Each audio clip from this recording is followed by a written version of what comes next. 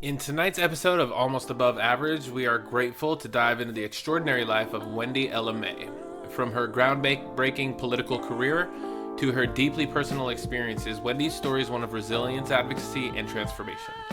We'll explore her unique childhood, including a fascinating encounter with Richard Nixon that shaped her worldview. Wendy will share her journey as a young author, her struggles with gender identity, and the profound impact of her father's influence. As we uncover the layers of Wendy's life, we'll hear about her medical challenges, military service, and the advocacy work that followed. Her political aspirations and the significance of her public identity as an LGBTQ candidate will take center stage. Join us for this intimate conversation that touches on family values, community engagement, and personal growth. Wendy Ella May's story is a testament to the power of perseverance and the importance of standing up for marginalized communities.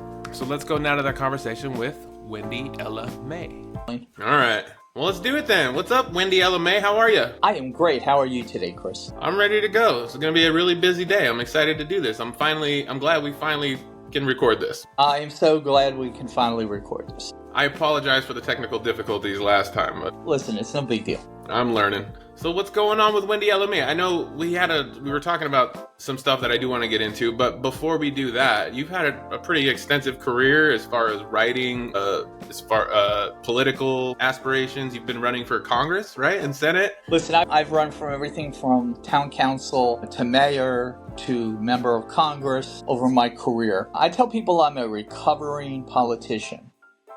What does that mean? Well, it means that I've run and I'm no longer going to run. It means that I'm done playing that thing, and that I understand how it feels for candidates who have been unsuccessful, because that's a stereotype that they think that some people just put their name on the ballot to put their name on the ballot. So that's not. I put my name on the ballot so that I get a place that I can use a soapbox and talk about issues that are so relevant to today society, similar to what I did last week with my ABC BTVD interview. Yeah. Talking about relativity. What's relative? What is relative right now? What communities are you standing up for? I'm standing up for two communities. The human race, that's everybody. Me too. Okay, that's everybody. And then I'm standing up, of course, for the veterans community, which I always stand up for, which includes the LGBTQ community as well. So if I say I stand up for all humankind, it's not sometimes, it's all the time. Everyone is marginalized. Everyone is marginalized. Somewhere in your history, you've been marginalized. It's just what it is. Right. So where does that come from? Like, how did you grow up? What was your pathway like? Where did you come from, Wendy? Well, I came from my mom and my dad. I was taught values by my mom and my dad and my grandparents. Simple values. Value family, value God, value your commitment to things. So from a very young age, I have always valued the ability to speak my mind. You know, there used to be a saying that children should be seen and not heard. Yep, my wife repeats that sentiment a lot about her childhood, not for our kids. Right, and during my childhood, from birth to age 5, was very different than 5 and above. Why is that? Well, because my dad got sick when I was 5 years old.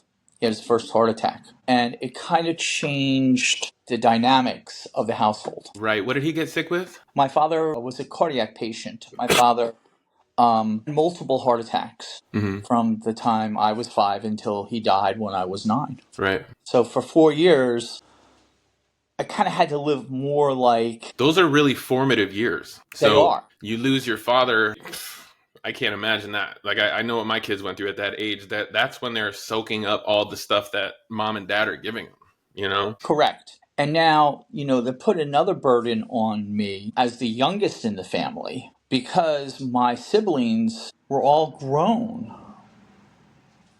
It made a difference. Yeah. And it made a difference to my commitment to my community as well. Right. Now you might ask what that means. Well, did that send you on a trajectory? Because I can imagine losing. That's a huge traumatic moment.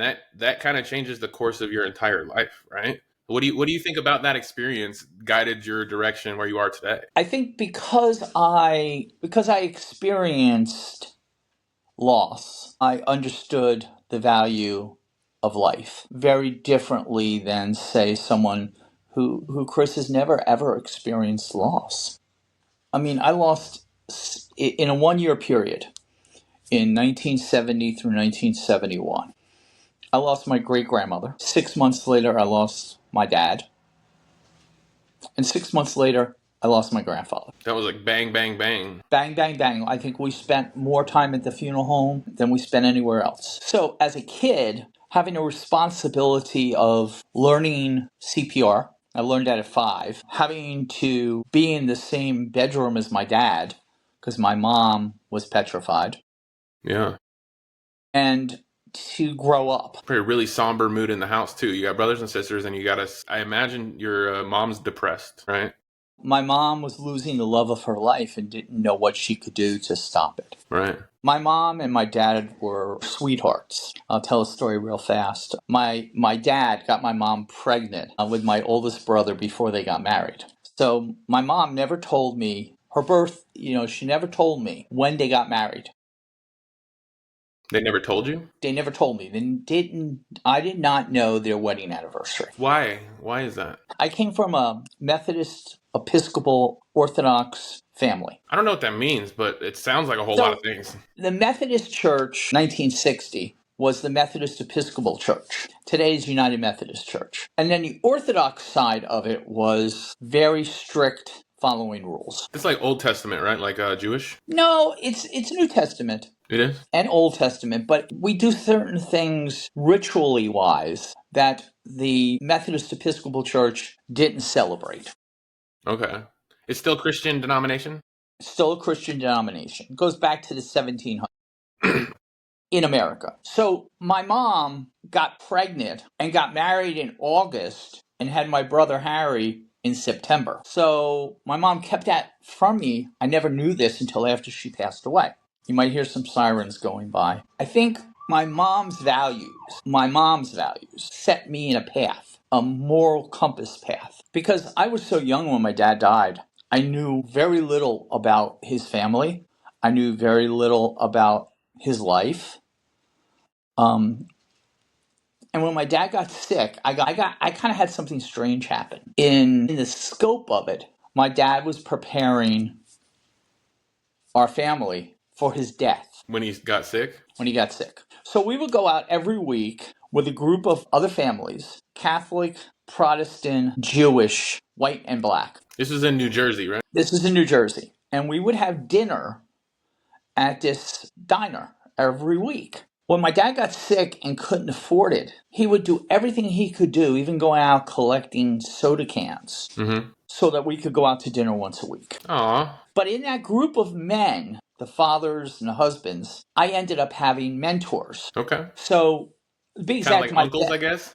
Yeah, like unofficial uncles. Right. So my best friend today, to be exact, 2 of my best friends today, come from that time and era when families got together with other families. You build a moral compass. You build a community. So a good example. I know exactly where I was the night Martin Luther King was killed. We were at the diner. George, the guy that owned the diner, I think his name was George. He had a little TV set, one of those little black and white TV sets behind the register. Yeah. Walter Cronkite interrupted the show that was normally scheduled programming. My phone on Do Not Bother, and it rang anyway. I'm going to fix that too, because I don't want to hear it. So hang on for a second. Come on. Okay, if I start playing with it too much, it's just going to go crazy. Okay, so anyway, we're at the diner. There's 7 or 8 families, and the guy announces over the radio, over the television, that Martin Luther King was killed, assassinated. My dad and another gentleman, Mr. Kreisberg, and Mr. Levy, all got up from their table, walked over to the counter and said, "We need our food to go.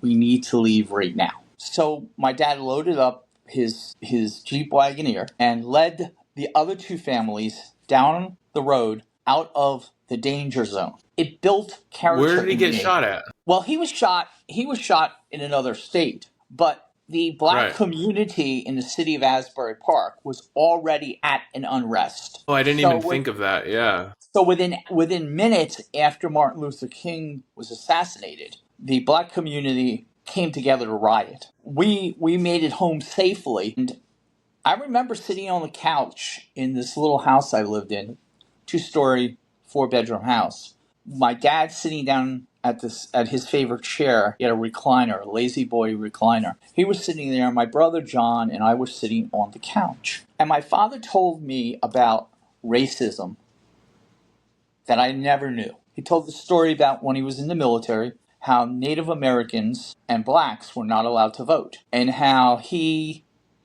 had the opportunity to, with some other soldiers, send a letter to the Department of the Army. Mm-hmm. Never knew this. But it set me on a moral compass way. And then not too far from there, I had met Richard Nixon at a campaign rally. Tricky Dick? Tricky He Dicky? was let me say something, most people will not agree with me, but he was one of the best presidents that America has ever had. Yeah. And so my perspective, so growing up, I now that I'm older, like I can realize that my thinking is flawed, but there's a perception that, when I was growing up all throughout school and in the media landscape, to paint Richard Nixon as a thief and a crook and thief, a liar, a crook. But like a lot of people like you, I've heard a couple people that are in my life, like members of my family, are like, no, dude, Richard Nixon, he was a great man. Like, what? Well, not just that. I'll expand it. I spent a day with Richard Nixon. You spent a day with him? Whole day. How was that?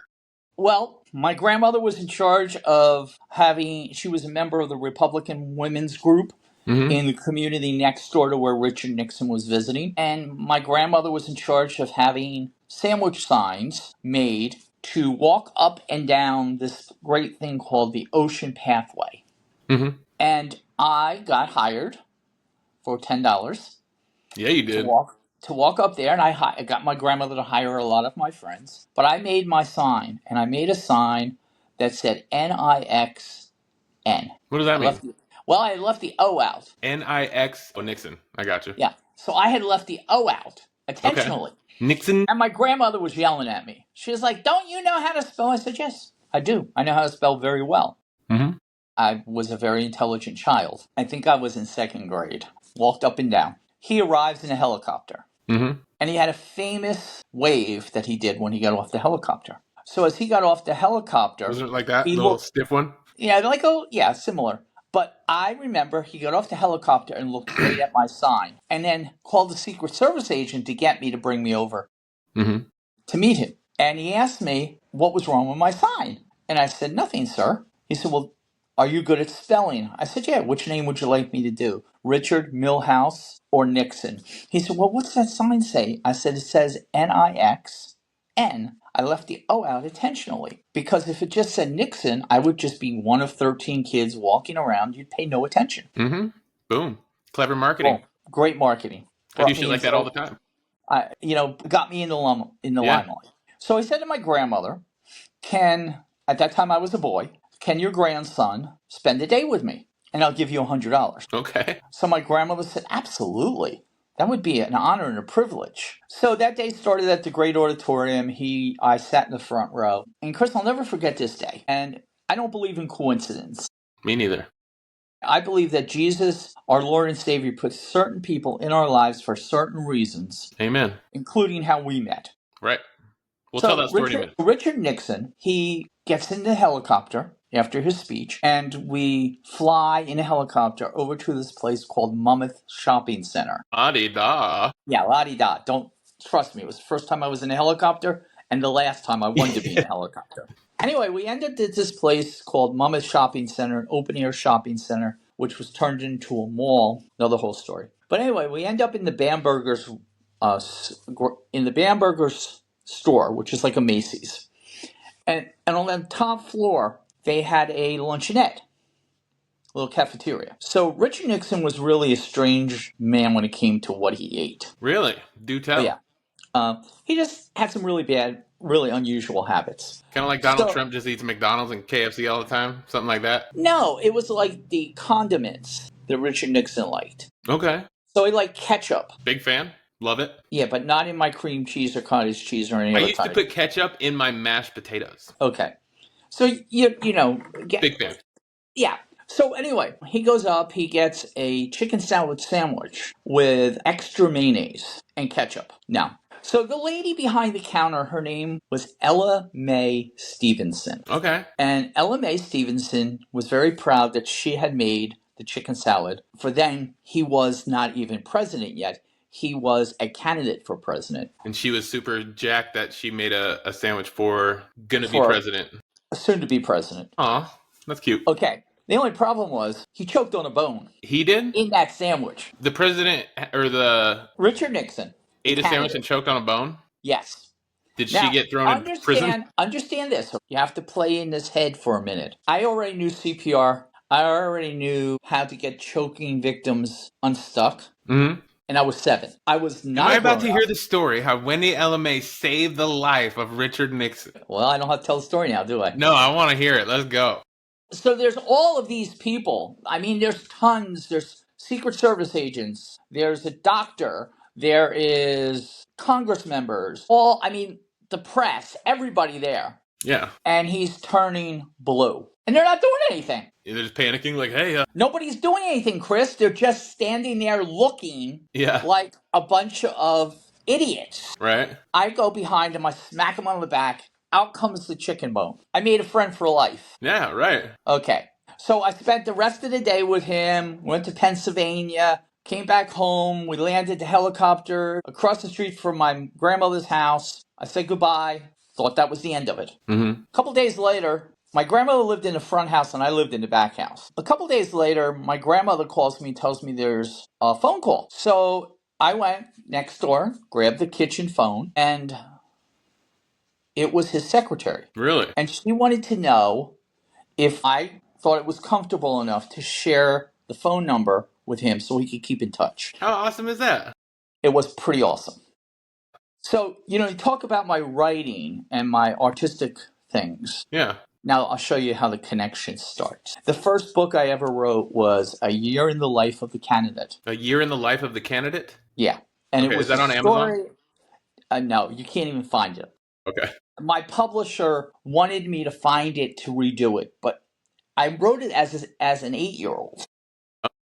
From the perspective of an 8-year-old? From the perspective of an 8-year-old spending a year on the campaign trail with a presidential candidate. Okay. It was really interesting because I had a friend of mine whose dad was a publisher in New York, who I shared the manuscript with, who published the book and printed 400 copies. I sold 398 copies, autographed, by Richard Nixon, okay? And I kept one and I gave one to him. Unfortunately, later on in life, my grandmother's house caught fire. And we put the fire out right away. But everything that was in the basement was flooded. Do you think he still has his? Is he alive? No, he's dead. He passed away in 1994. Sorry, guys. So here's the story. My dad was sick. Remember, that's how I started this conversation. So my dad dies New Year's Day, 1971, 9 years old. Winter break from school, 4 foot of snow. My father had a cerebral hemorrhage. Before he hit the floor, he was dead. Woolley Funeral Home in Long Branch was our family funeral home. But because it was snowing and because it was so bad, we couldn't have the funeral for a couple days. Plus, we had to wait for his brother, my Uncle Orville, and his sister, Aunt Violet, to come to Newark Airport because of the weather. It was difficult. Right. So we are all getting together. My Uncle Orville looked just like my dad. Literally could have passed for a twin. Long story short, in those days, probably still today, people would have a viewing from 2 to 4 and then 7 to 9. Mm-hmm. Okay? And in between, the Italian families and the German families tend to go out to eat as a family. So we're out to eat at our cousin's restaurant, and the phone rings. There was no cell phones back in those days, Chris. People actually used landlines. Yeah. And a dial phone. I remember those. So it was the funeral home calling for my mom to tell her that she needed to come back right away to the funeral home because there was a group of people there that my mother had to come and visit with, and they didn't want to be there from 7 to 9. So we arrived. Secret Service, wasn't it? My 4th grade teacher is in the parking lot. I think she had an MG car. Okay. So we come back in. There's 2 stretch limos in the driveway. My mom is totally freaking because she just has no idea.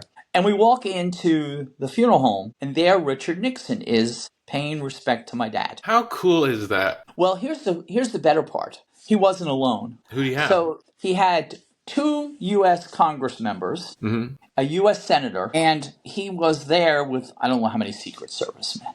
Bruce Woolley Sr., who was at that time owner of the funeral home, asked my mother why my dad was so important that the President of the United States would come. And my Who mom is this said, guy? Is he like the leader of the CIA? Is he Black Ops? Yeah, so my mom said, I don't know, but he's here. So Mr. Woolley walked over to Mr. Nixon, President Nixon at the time, and asked him, well, did you know Mr. May? Did you know Marion May? And he goes, no, not really, but I'm friends with his son. Aww. So it's weird. So no matter what Richard Nixon did, he could have killed 35 people. You're going to love him anyway. You know what? He became a mentor to me. And that's a very sweet thing to do. When you get to my office again, I'll show you a photo signed by Richard Nixon that says my name, my boy name, Wayne. Yeah. What was your boy name? Wayne, W-A-Y-N-E. Wayne? Yes. Okay. I never knew that. Yes. Underneath Wayne's the word impossible. Okay. I am possible. It taught me, because I had a guidance counselor, Mr. Minnie, who refused to allow me to leave 2 years early from high school. Why? Because I was from a sending district and I was worth $10,000 to the school district. So long story short, getting back to Richard Nixon, President Nixon died in 1994. He was living in New York City, and pretty much every week I would talk to him. And that's why I became morally compassed as a candidate. Yeah. I was going to ask you, so at 9 years old, if you're seeing Richard Nixon at your dad's funeral, that's got to put something in your head, like put a bug in your brain, like maybe politics is something I'll pursue. Was your dad a politician? No, my dad was not. To be exact, my dad was an honorably discharged Korean and Second World War veteran. Okay. But my dad was a Boy Scout leader, mended fences, built men. He was a great American man. Yeah, he was. He was raised as an orphanage in the Soldiers and Sailors Home in Indiana. There were so many things about my dad that I didn't know until I was a grown-up. Why my father was respected by the men in his Boy Scout troop. Right. Why he was called a leader of men. Till I was probably 35 years old before I found out what my father had done. So you get to learn the legend of your dad, and then at 35 you find out something else? Yeah, I find out a lot of things. What was it? First of all, I found out that my father didn't discriminate. My father he was a member of the Veterans of Foreign Wars 1333 in Asbury Park, New Jersey. Okay. And they had a Boy Scout troop. And they had taken all the kids, all the misfits. The great American misfits, the black kids, the Jewish kids, the kids that nobody wanted, the kids that were rough and tough and bullies. My father had them in the Boy Scout troop. He had what? They were all in his Boy Scout troop. Okay, nice. So here's Bad News Bears kind of? Yeah, the Bad News Bears. Yeah. That was my dad's Boy Scout troop. That's awesome. Guess what? Out of I think there was 10 or 11 men, my dad was actually going to pick up the Boy Scouts the day I was born. Mm-hmm. So he wasn't there by my mom. He was on the road. They had to call the state troopers from New York to find my dad, to tell him that my mom was ill. Yeah, you're about to have a baby. Another baby. Yeah. So I knew my dad's Boy Scout troops in a different fashion as a Boy Scout myself. And one of the Boy Scouts, his name is Raymond Chabelle. Nice kid. Ray Chabelle became a judge. Carl Williams, first black mayor of the city of Asbury Park, New Jersey. Mr. Fashion. These were my father's Boy Scouts. And they all turned out to be honorable men. Good people. Of distinguishing character. Nice. And I found out from Ray Chabelle that my dad was the influence. Your dad ran in some elite circles, it sounded like. Actually, my dad was, to me and to many other people, a real American hero. That's awesome. My dad would play Santa Claus at Christmas at Fort Monmouth. Aww. My dad was a member of the DAV, a member of the American Legion, a member of the VFW. My dad put in a moral compass. And one of the reasons I went into the military was I am a ninth generation now, veteran. Thank you for your service. Our service in the United States military goes back to the American Revolution. Right. Your families? My family's. Oh, man. Yeah. That's And it goes awesome. back in England and in Germany. I mean, it's amazing just what I found out. But that was just until I was 10 years old. And then I was bullied in school. I've been different all my life. Were you so you used to be a boy. You were born a boy, right? Well, I was not born a boy. I was born a neutral. You're going to have to explain that to me like I'm an idiot, right? No, it's not. So today gender, according to the orangutan in Washington, is boy and girl, male and female. Well, that's not true because there is spectrums of manhood, there's spectrums of femalehood, and there's an in-between. So someone that is, like I am, a vanishing twin. A what? A vanishing twin. Oh, that's Meaning right. when Yeah. my mom was carrying me, there was two of us, and one merged You into mean you the ate other. your sister? Huh? You mean you ate your sister? Well, I might have ate my brother. Or brother? I don't know. Either way. Either way. Assert dominance from the womb. From the womb. So anyway, when I was born, August 19th, 1961, I was born at a hospital called Ficken Hospital in Neptune, New Jersey.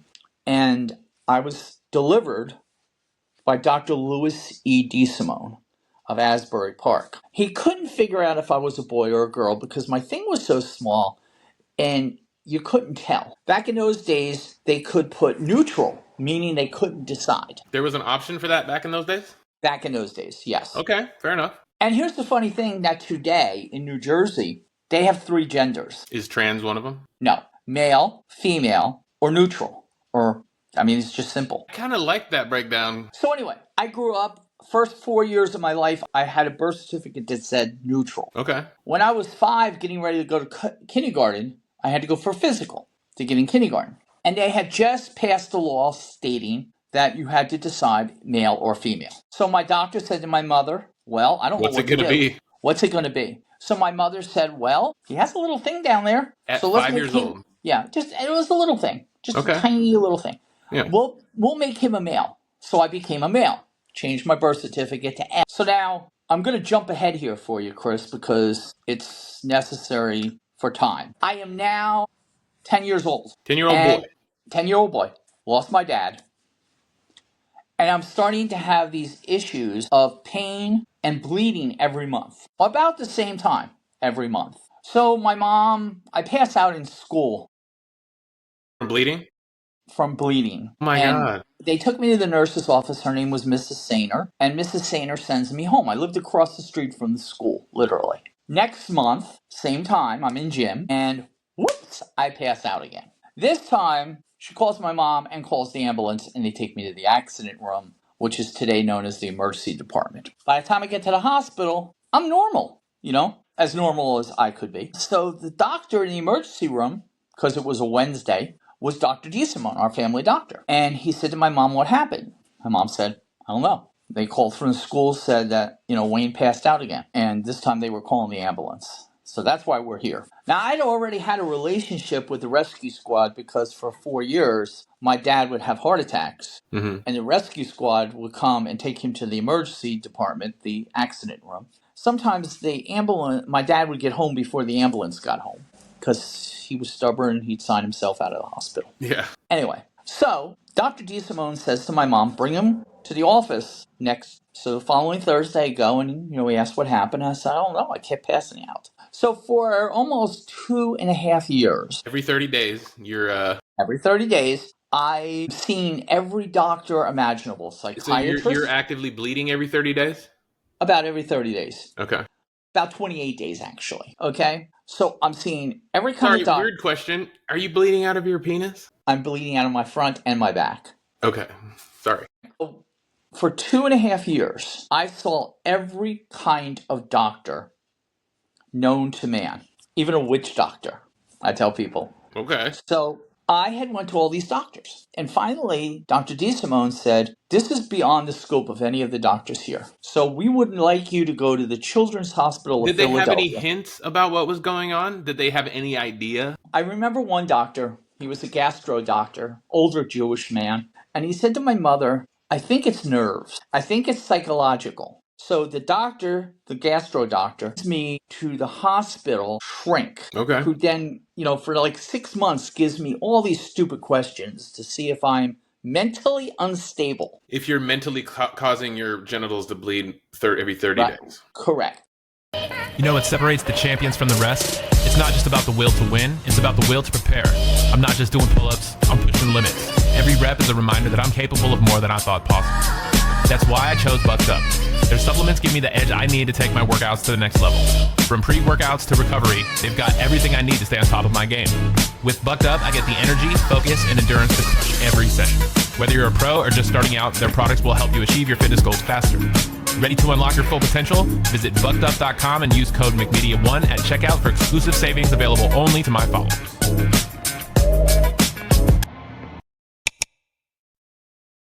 Got it. My mother's best friend, because my mom didn't drive, my mom's best friend arranges for us to go to Philadelphia, to the Children's Hospital of Philadelphia. It's May 1975. Dang. I know what day it was. The night before, my mom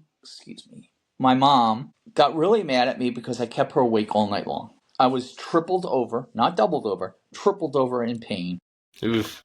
And my mom just didn't know what to do. So that next morning, we had a 9 o'clock appointment at Children's Hospital with the clinic for pain management. Mm-hmm. We got there. My mom was so tired, she asked me to go get the paperwork to fill out. This time in my life, I'm on Social Security, Medicaid, and welfare because we lost my dad, and VA benefits. So I go up to get the paperwork, and I turn around to go take it to my mom, and I pass out. Ugh. Cold as... I wake up in the emergency department of the Children's Hospital of Philadelphia, and I'm naked, and it was cold. So this doctor comes in and says to my mother, "What's wrong with your daughter?" Indian doctor. Okay. Dr. Patel. From India? From India, resident, Dr. Patel. And he says to my mom, "What's wrong with your daughter?" And my mom says, "Nothing. She's home with her husband and her baby." So the doctor asked again. And then the doctor realized my mother didn't consider me a girl. You were a boy to her. I was a boy. Did you have breasts? I did. And my hair was kind of like what I have today, but just a little bit neck shorter. So the doctor says to my mother, "What's wrong with your child?" And my mother says, "He keeps passing out every month, and somebody has to find out what's wrong." And raises her voice. My mom didn't like black people, Indian. She didn't like anyone that was any other thing than absolute white. Ooh, that's tough. Very tough. So we're talking about 1975. So the doctor says, "Oh, no problem. I can figure it out. I know exactly what's wrong." She's a girl. No. So the doctor says to my mother, "There's this new device, and I want to get it and get the nurse to bring it in here, and then I'll show you what's wrong. Do you know anything about anatomy?" My mom says, "Yeah, I was a beautician, so I had to take anatomy." That's my class. So anyway, Dr. Patel comes in, and he has this big device. The television was unbelievable.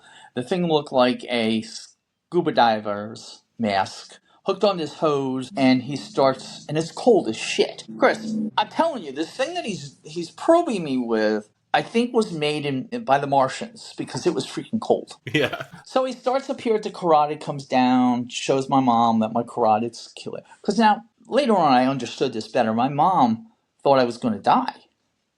And she had already lost her dad, her husband, her grandmother. She was petrified. So he comes down and he shows her my lungs and shows her my kidneys, comes back up, shows her my carotid, my lung, and he gets right below my breast there. And he stops. And he says, "Mrs. May, what I'm about to show you is going to get you upset." She says, "Well, nothing can get me upset. I wonder what's going on with my child. My son keeps passing out." So he shows her. My mom goes, "That doesn't belong there." What, your breasts? No, below my breast.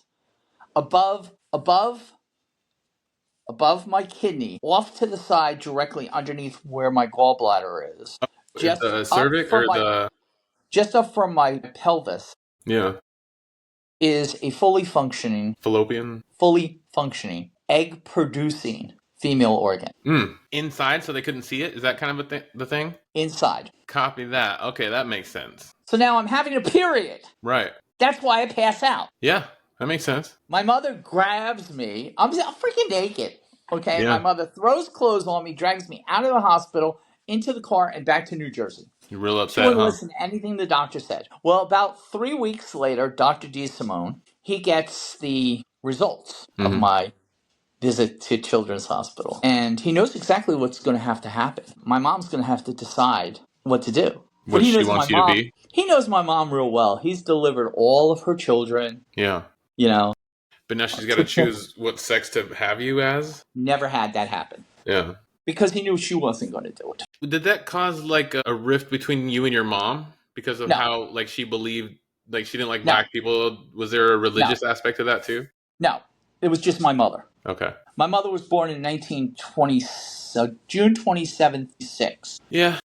And it was just how my mom was brought up. It was, nothing racist. It was just white people were superior people to all of these other people. And they never learned better. Right. And my mother did learn better.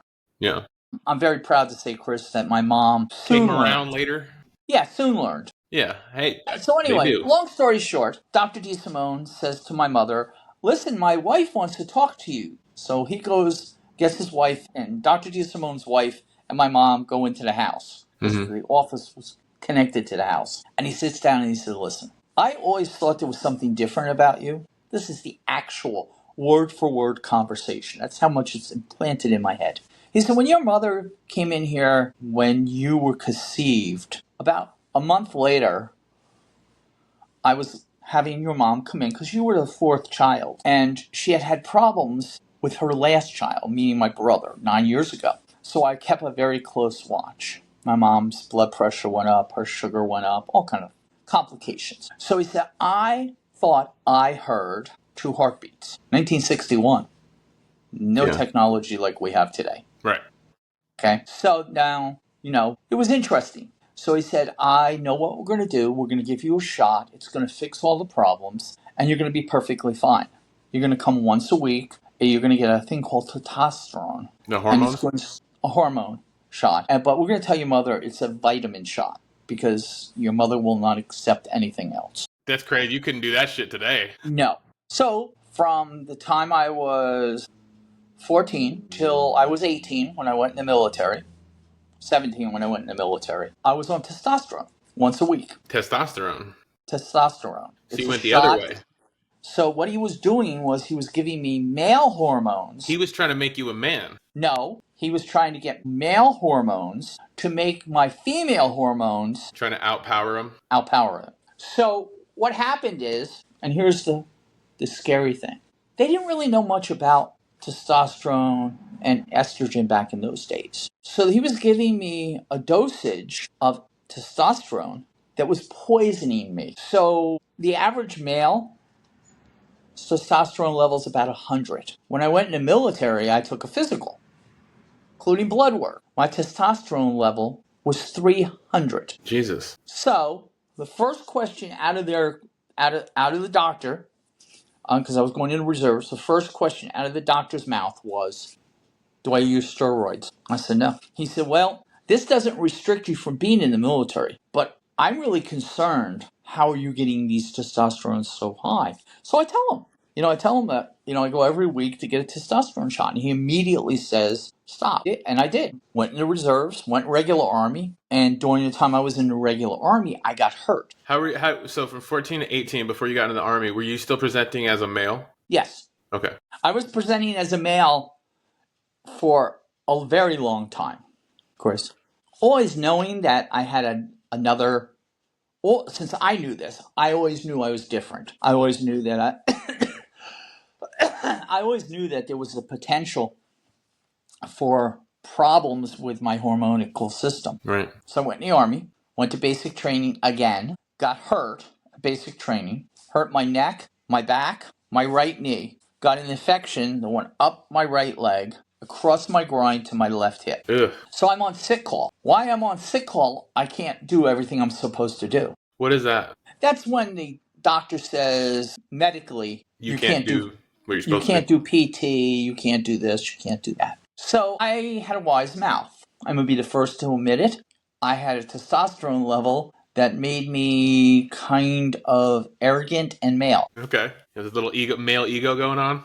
A lot of male ego. Yeah. So, I don't know. I said something to one of the drill sergeants that was like some bullshit, and I got fire watch, which basically meant I stayed up all night cleaning the toilet and making sure there was no fires. Went down the stairs to get a new broom and a new mop. And when I went into the what they call duty officer's hut, I was jumped from behind, blindfolded, thrown in the shower, and sodomized by 3 or 4 drill sergeants.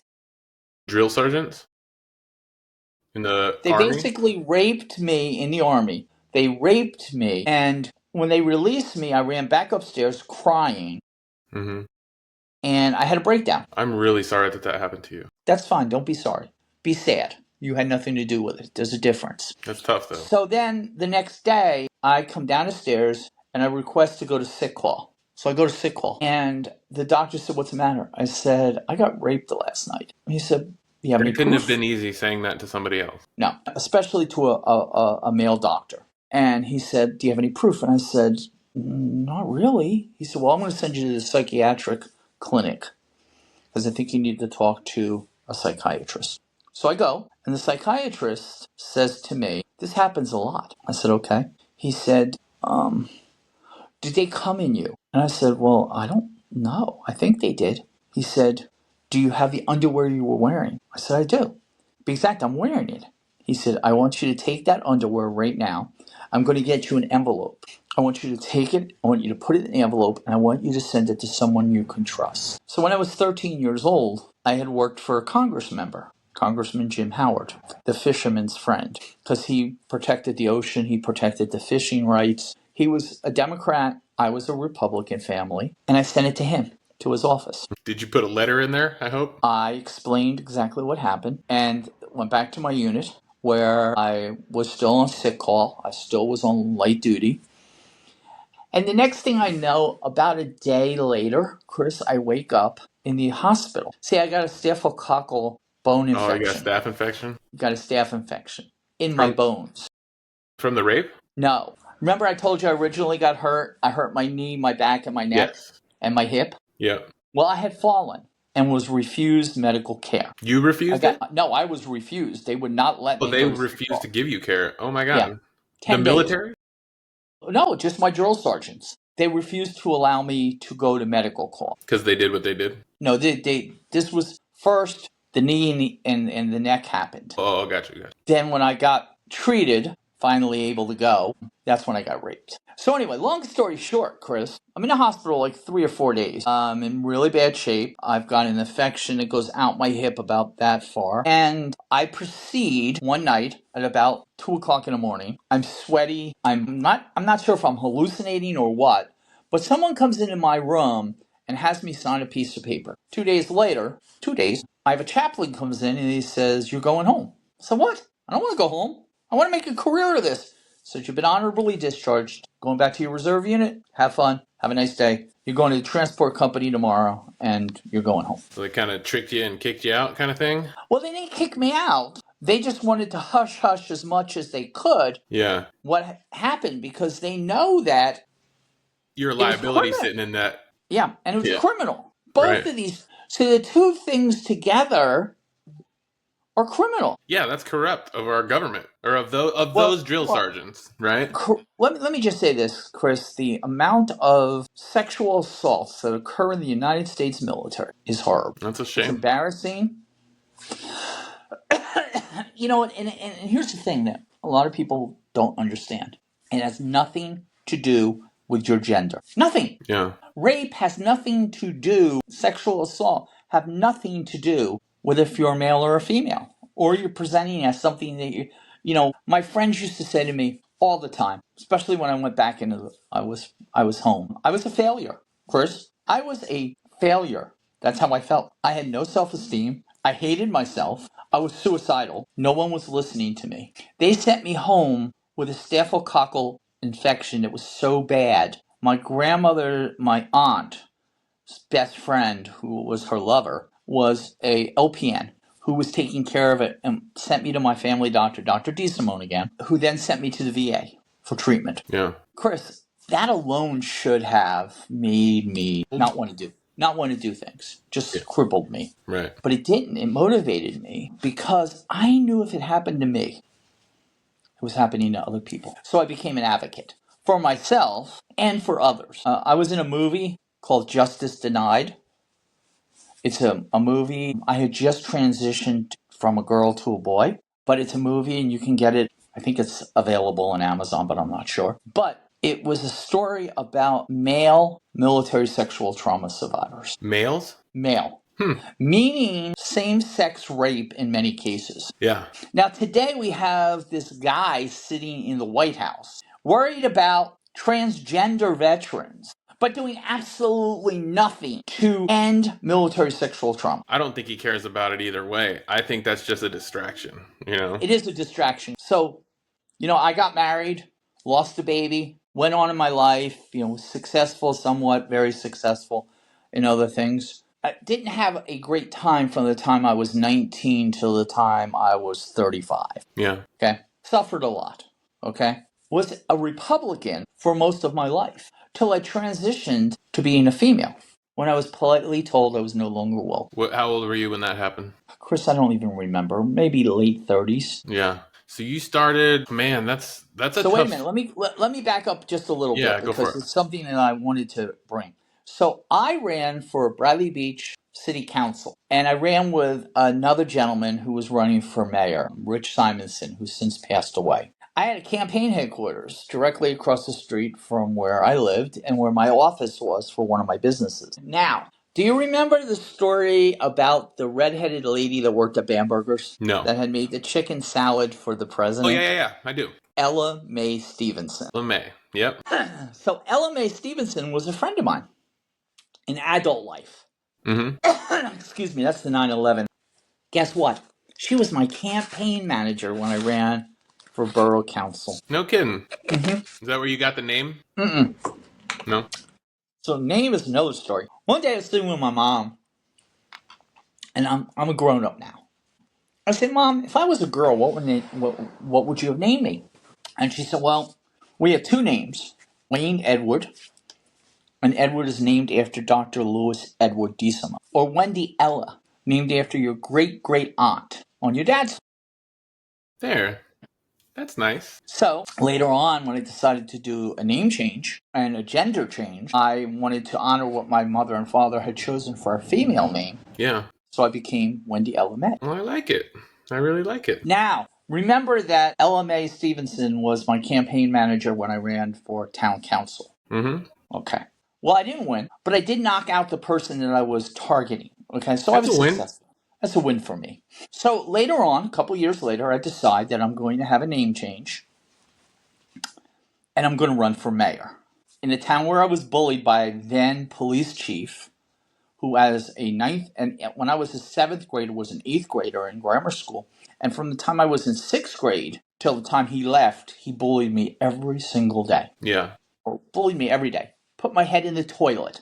Turned me upside down. I mean, the life that you might relate to is a guy on television named Sheldon Cooper. Sheldon Cooper? Yeah. Yeah, Big Bang. From the Big Bang. Yeah. Okay.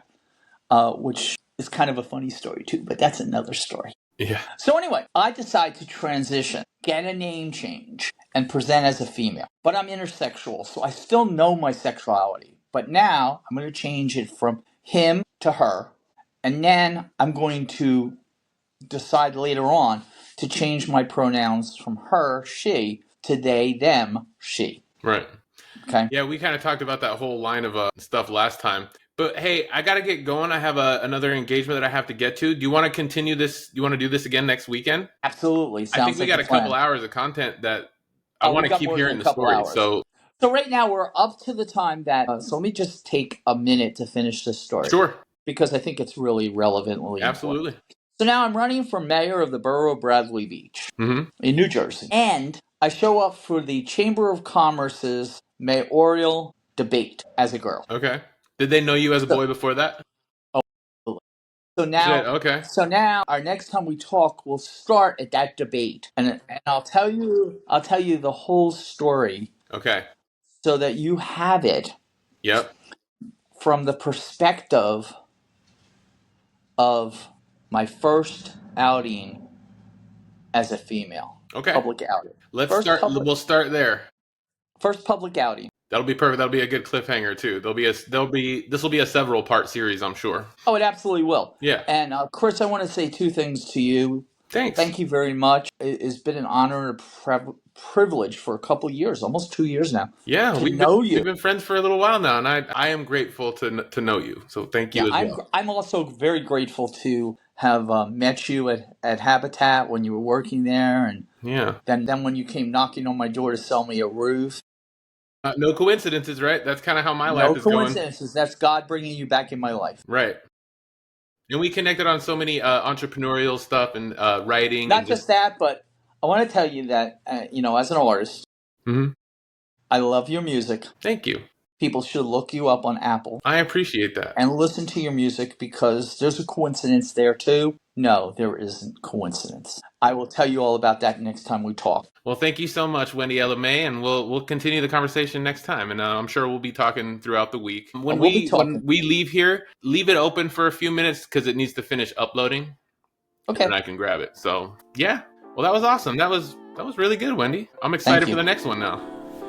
Thank you for joining us in this captivating conversation with Wendy LMA. We've explored her remarkable political journey, performative experiences, and the profound impact of loss in her life. From her commitment to marginalized communities to her unique encounters with historical figures like Richard Nixon, Wendy's story is one of resilience, growth, and an unwavering dedication to public service. We've delved into her childhood experience, medical challenges, and the pivotal moments that shaped her identity and values. Wendy's journey through trauma, advocacy, and political aspiration serves as an inspiration to us all. If you found this conversation as enlightening and inspiring as we did, we kindly ask you to share it with your friends, family, and colleagues. Your support in spreading Wendy's story can make a significant impact. And if you've enjoyed our content, please consider leaving us a 5-star review. Your feedback not only helps us improve, but also enables us to continue bringing more engaging conversations like this one. Thank you for listening, and we look forward to bringing you more inspiring stories in the future. And thanks for listening to Almost Above Average. I'm Chris McIntyre, and we'll see you on the next one.